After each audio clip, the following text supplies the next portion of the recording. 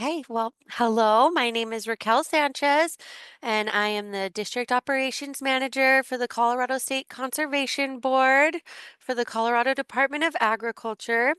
And today we are being joined by Kristen Boyson, who is the Managing Director of CDA's AdCrow program.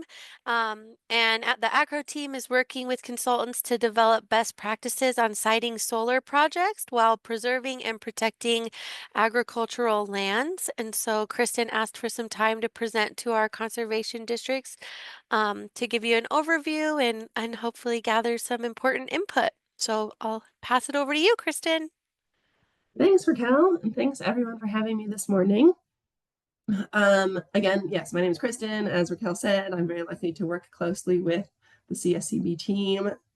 Hi, Garth. Hi, Callie. Nice to see you. AdCrow stands for Agricultural Drought and Climate Resilience Office. It's a real mouthful, but we do all sorts of stuff with Department of Ag, much of which overlaps with CSCB's work.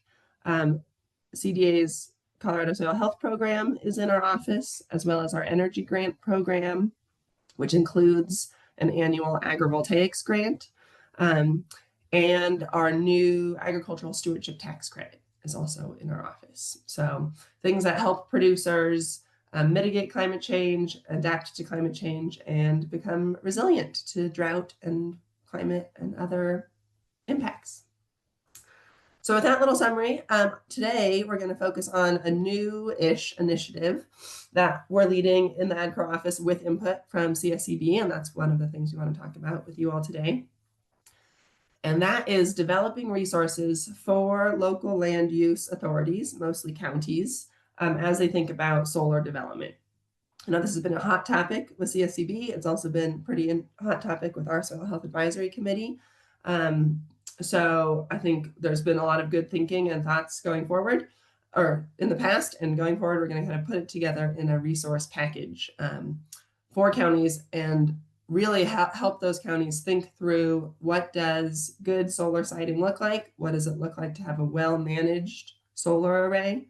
And how can they reach out to local resources like districts, like Department of Agriculture, to make sure solar projects are as good as they can be. So I have just like a couple slides to share. I think this will take just 10 or 15 minutes, and then we can chat. Can you guys see my slides? Great. I did steal a couple slides from Raquel, so some of these might look familiar to you all if you've seen a presentation from Raquel and Callie on agrivoltaics. So apologies for the repetition, but essentially the problem that we're tackling is we have a high demand for land in Colorado for lots of different development reasons, for agriculture, for housing, for transit, for industry, for energy. And the solar energy we want to increase. It's a great renewable energy source. We have a lot of sun here in Colorado, but it does take up a lot of land, and we want to protect our agricultural land. It has lots of important resources. We all know that here. Growing food is just one of the many important things that ag land produces. Importantly, ag land is not necessarily protected. There's other types of land that are protected, open space and state parks and things that are important for wildlife. But it's kind of it's a bit of a hodgepodge across the state on how counties consider agricultural land. So impacting ag land doesn't necessarily come with a cost. So we want to make sure that when solar is put on the landscape, they're really considering all the values of ag land and trying to site it in a smart way. Feel free to stop me and interrupt too at any time. Like, I'm happy to take questions or talk about stuff as we go. So there are a bunch of opportunities for solar and ag. They are not diametrically opposed. Solar arrays can be sited, which means put in place in a way that does not impact ag or has limited impacts to agriculture. In fact, because as we all know, ag land is pretty expensive here in Colorado, solar companies like anybody else, goes for the cheaper land. So they're often already siting their land in places that, siting their arrays, excuse me, in places that aren't prime agricultural land. But we can make sure that that's happening more. We can also make sure that when they are put into place, that the soil and the vegetation and the water is managed in a effective way. Like what we don't want to see is grading off the topsoil and having invasive species come in, and or just putting down gravel. Like there's a lot of ways to make solar integrate into the landscape better, so that one, they can continue to provide ecosystem services, even habitat, or two, once the solar array is finished, if it's a 30-year lifespan or a 50-year lifespan, the land can go back to kind of its native state rather than just being a flat parking lot.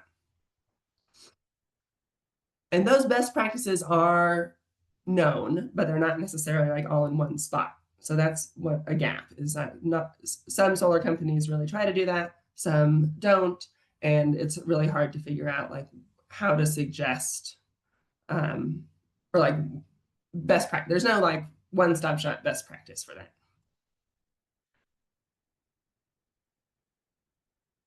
Another equally important idea is agrivoltaics, which is the idea of growing crops or grazing animals underneath the solar panels. This can be done in a lot of different ways. It is, of course, more complicated. Like the solar array has to be designed in a different way than conventional solar arrays to allow for grazing, to allow for crop growing. But interestingly, there's more and more science to say solar panels have benefits for the animals or crops underneath them. Animals, pretty obviously, provide shade for the animals. And in our sunny Colorado days, cows and sheep really like that shade. It's really good for them. It also seems to be good for some crops. Not all crops, but some crops get really hot at the end, like afternoon hours, and the ones that can get a little bit of relief from the hot sun do better.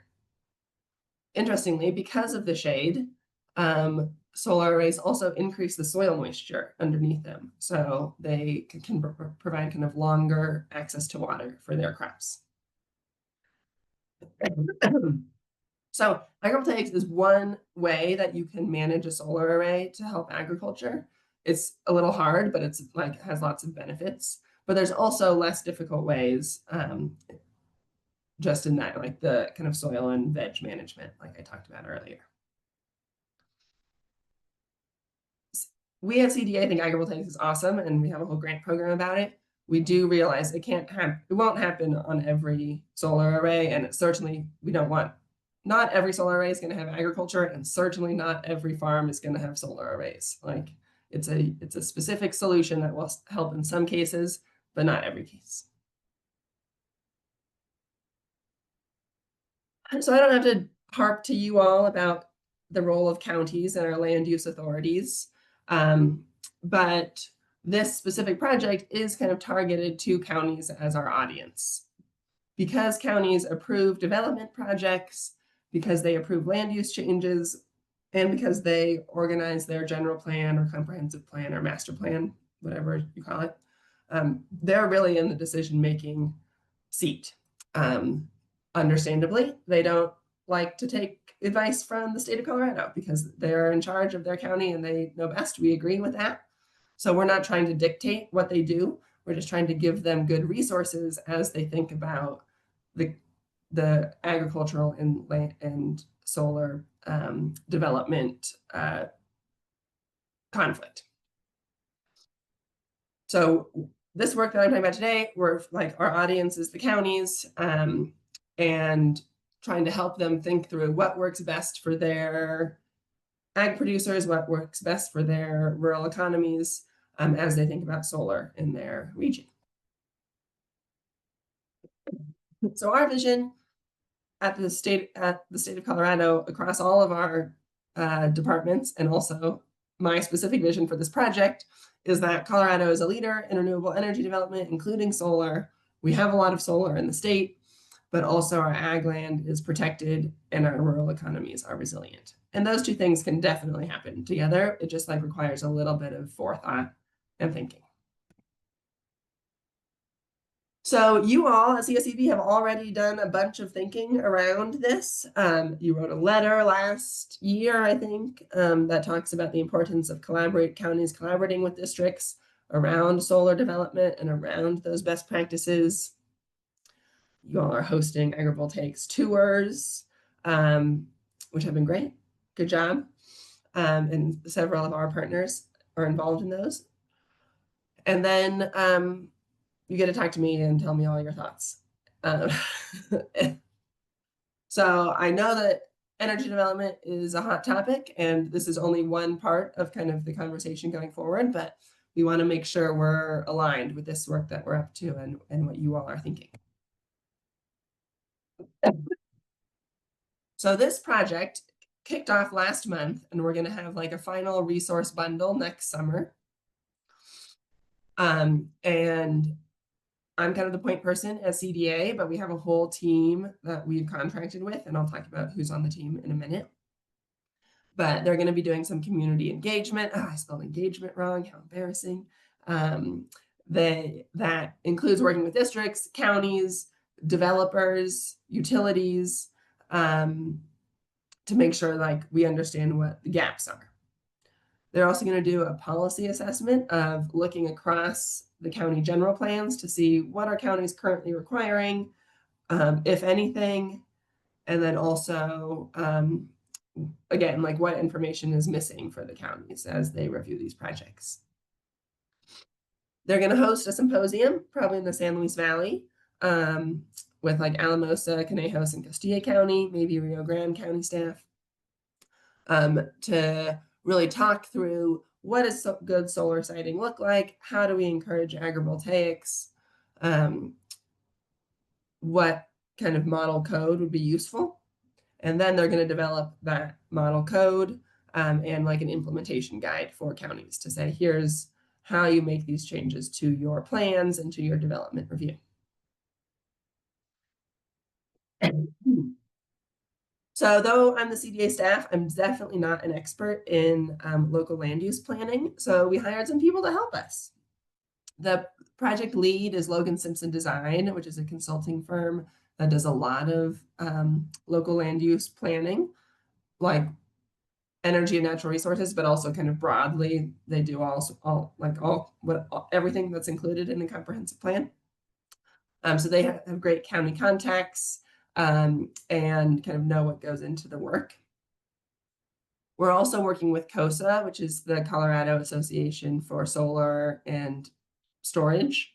So kind of the industry people, as well as the Colorado Agrivoltaic Center. Many of you know them. They're based here in Longmont at Jack Solar Garden, but really think about like how do we increase agrivoltaics around the state. The Nature Conservancy is involved, again, because of the natural resources and ag land preservation angle.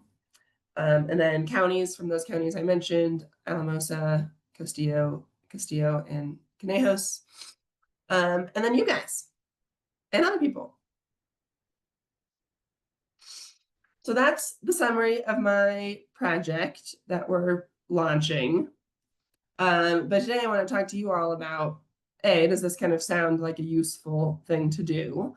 And B, what would be most helpful for you all to have either at the end of the project kind of as a deliverable, or what do you think the counties would like to have? And then kind of importantly, how do you all want to be involved as we progress here? I think it's really important to have your input on the materials, but also engagement in the kind of outreach and that solar symposium. So I'm all ears. I'm here for your feedback, both on what we're trying to do and how we can keep you up to date.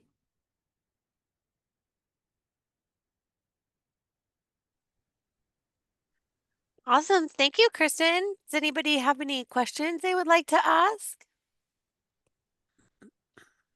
I have a question. Oh, Go ahead. my question or comment would be, with these conversations and kind of trainings for counties, it would also be great to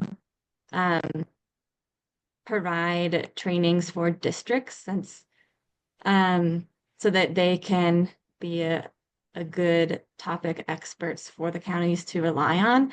And districts have a lot of good perspectives, but sometimes we're just missing maybe like the language that the county is used to, or being connected with other people who have experience to gain to build on that expertise. Yeah, Awesome. I love that idea, Hannah. This is Owen. I'm a new Larimer County Conservation District Board member. And also they asked me to represent them in the northeast part of Colorado for the CSCB. So here I am. Happy to have you. My background is I'm 30 plus years of NRCS, and I put a chat note up a few minutes ago that said, are we familiar with prime farmland and are we familiar with LISA? LISA is a land evaluation mathematical thing which says this particular piece of ground is really, really good for continued agriculture versus this piece of ground is moderate and this piece of ground has little value and so forth. And I could teach anybody on that if you wanted me to, but also the person that just talked, I guess that was Hannah. I think we could, and I will help volunteer to develop that training and going out virtually or physically to the districts and say, hey, here's some more education on your part or for you, I mean, that to help better land use planning in Colorado. So that's my thought. Thanks, Owen. Nice to meet you. Welcome aboard. Yes, I'm very aware of the prime farmland designation, and I think I've seen that LISA tool, but as a good reminder, and I'll make sure we incorporate that kind of into the county resources to make sure they know about it too. I think that's a great idea. And Raquel, I hope you noted that he just volunteered to do a training. So, Regan, hi. Hi. So my suggestion and what would really help the conservation districts is to have really clear talking points. Like you were saying, everybody on the CDA, everybody on the conservation district, everybody's talking the same thing without contradictory information. Kind of a cheat sheet that we could go to either farmers or commissioners or whoever it happens to be. We're all talking the same thing. I really like that idea. I hadn't thought of that before. And I think that would be great. We would love to utilize you all as messengers. So I'll get right on that. Good idea.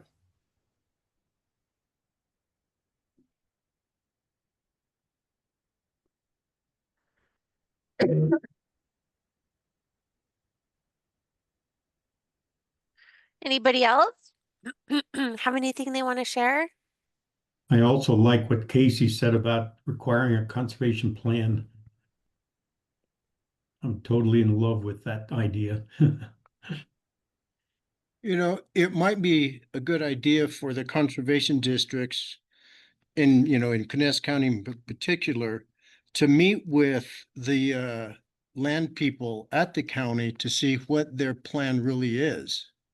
I have no idea. I've talked to Linda a couple times about solar in general, because we always get letters in the mail saying you can make all this kind of money in solar land. When I first talked to her about it, she says, yeah, but you can't always get those solar arrays connected through the county. So to know what the county's up to and what their vision is, I think would also help the conservation districts. And I think it'd be a good idea to set up a meeting with the counties to find out. What's your plan?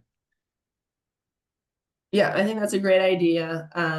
And yeah, I hope that this work, we can really draw that strong connection, say like, hey, counties, you really need to reach out to your districts. They understand the resources on the ground. They can help provide some input, both to kind of the general planning, conservation planning, and also to specific projects that want to come in and have, and specific projects will have different, things incorporated into their plan. and it would be good for districts to be able to review those. And because I'm new, I like that idea a lot, but whose responsibility would that be? Would that be the Colorado Department of Agriculture regional reps, or would that be the districts, or what? No, it wouldn't be the districts, would it? Well, anyway, what's your question or answer? Whose responsibility would it be to connect the counties with the districts? No, with the counties. With the Yeah. county. Yeah. Well, I think, yeah. So I think we would just have to like, and we could do it from CSCB and this and CDA is really highly suggest and encourage the counties to do it, but we have no kind of regulation around that. They can do whatever they want.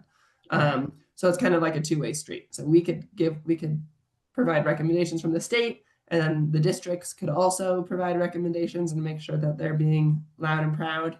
And I think like from my understanding and from who I've talked to, counties are like looking for help and expertise. So I don't think it's going to be hard, but we don't have like a, you have to do this kind of I authority. agree. Understand. Mhm. We did just have the agrivoltaics, a couple of the agrivoltaics events that happened, and I went to the high desert one, and it was kind of, I mean, it was a kind of an example of what we could do moving forward with having lots of different people there to help train and talk about with the districts. Because the other thing I didn't even think of with this was like the amount of sense you're gonna get for voltage which was a huge part of all of it as well. And it's like just that additional information for our districts to have the full conversation. But I think it's a good, I mean, I think it's all of us to get, it's not one person, I think's job it is. I think it's all of us to work with our districts and with the other individuals so that we can make sure it's everyone's educated on it.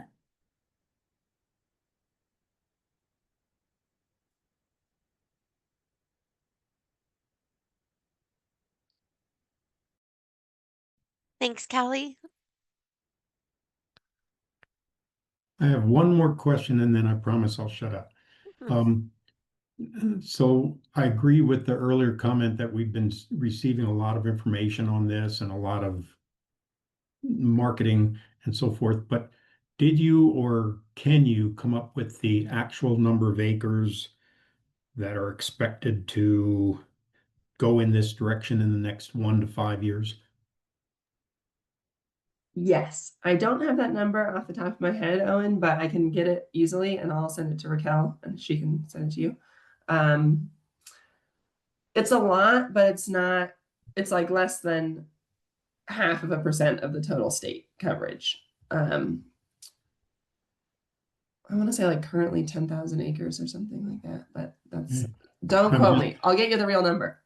I'm just thinking if we go to the county commissioners or something like that, and we say, hey, this is what we know, and this is what we suggest, and they go, so how many acres can I expect to, transition to this? If we don't have an answer, they may go, I don't believe that's an issue that I should worry about. Yeah. That's possible anyway. Yeah, it's one of those interesting things. It's like when you look at it broadly across the state, it's like a small drop in the bucket in terms of land use. Like roads are going to take up way more land than solar arrays ever will. But each individual project has a huge impact on that piece of land. So like as you get to smaller, it's an interesting kind of like dichotomy where some people are like, it doesn't matter, like put it everywhere or anywhere. And then, but then it does impact very specific pieces of land a lot. So we want to make sure that those lands are protected or at least treated well. But yeah, it's a question of scale. It's a hard one to wrap your head around sometimes.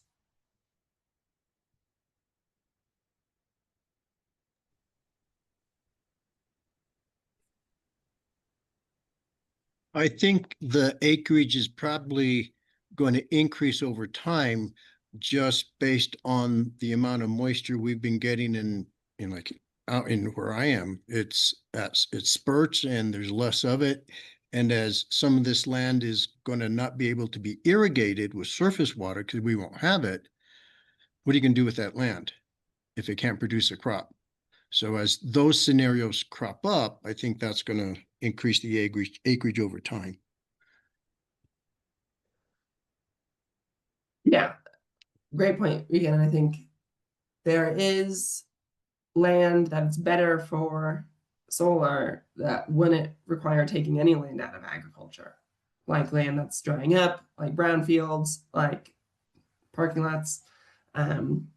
So yeah, there's definitely ways to make sure like we're not impacting that, you like prime farmland, irrigated farmland, farmland that's being actively farmed. But then it is an interesting thing where it comes down to it's a private market. Like whoever is willing to, whoever gets that mailer even that you're getting that says you can make a lot of money, like they could sell their land to a solar developer. It's just their right to do it as the private landowner. So kind of encouraging the counties to be like, okay, but this is where we want to target the land, the solar to go, is our goal.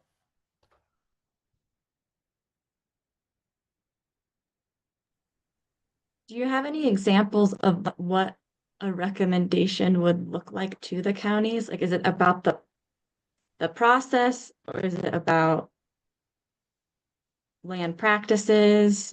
Yeah, do you have an example of what a recommendation would be?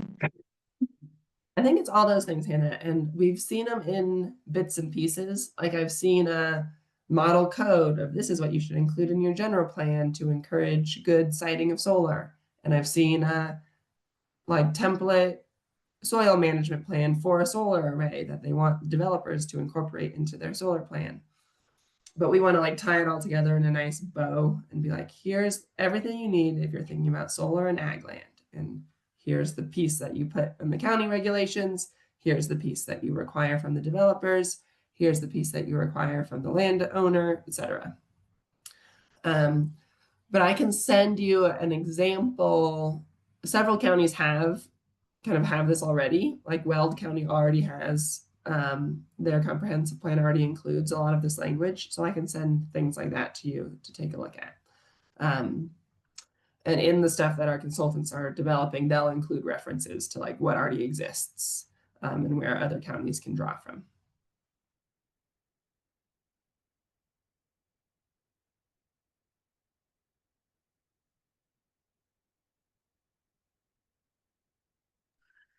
And Nancy just put in the chat, a representative from Next Era Solar told them their insurance company requires them to fence the solar project and not let people on that land, let alone animals or crops.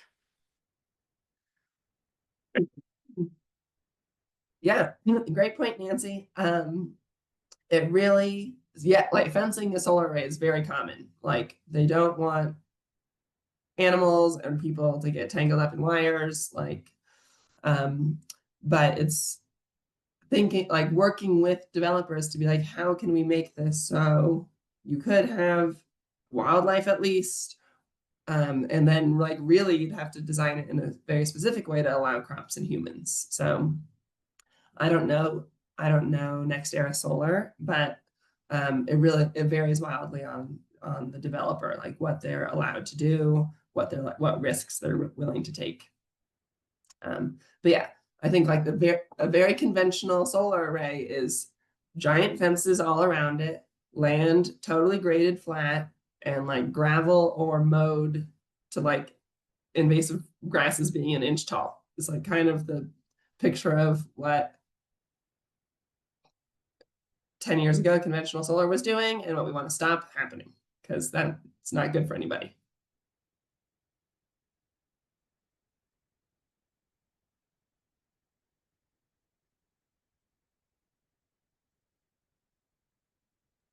Okay. And then Callie linked some documents in the chat. Yuma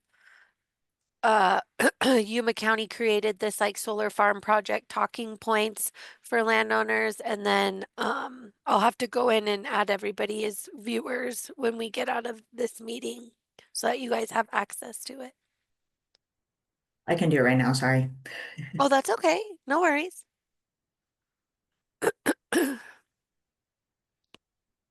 Raquel, do you send around the slides? I can, yeah. I can send out the slides. I'll send out the link to the recording. And any other information that you want me to include, I can do that definitely. Great. I'll get those stats for Owen. Thank you. Okay. Well, if anybody doesn't have any additional questions, then I I think have we one additional question. sure. So this is all really great ideas. Thanks for your feedback. Would it be helpful for me to come back to a coffee hour in a couple months when we are further down this project line, or should I email people about opportunities to review documents? Do you guys have any preference on how to be involved and kind of as we develop this toolbox? Or Raquel, if you have ideas of how I can keep the districts informed? I say another coffee hour. Yeah, I think another coffee Mhm. hour would be great, but I also think like we could put information in our scoop. And I mean, gosh, I'm even thinking like it might be good for you to come and talk to the board also, at one point. Cool. And then any kind of language that you want when I send out the slides and the recording, like soliciting more feedback for the people that couldn't be here today. If they can't make my meeting, I don't want to hear this. Just kidding. Yes, great. I'll send you a little blurb. And those sound like 3 great ideas. So yeah, I'll come back in the springtime sometime, Raquel. And Perfect. then you and I can talk about the board, and I'll bother Garth about the scoop when I have actual things for people to look at. Wonderful. That's perfect. Okay. Well, great. Anybody else before I hit stop recording?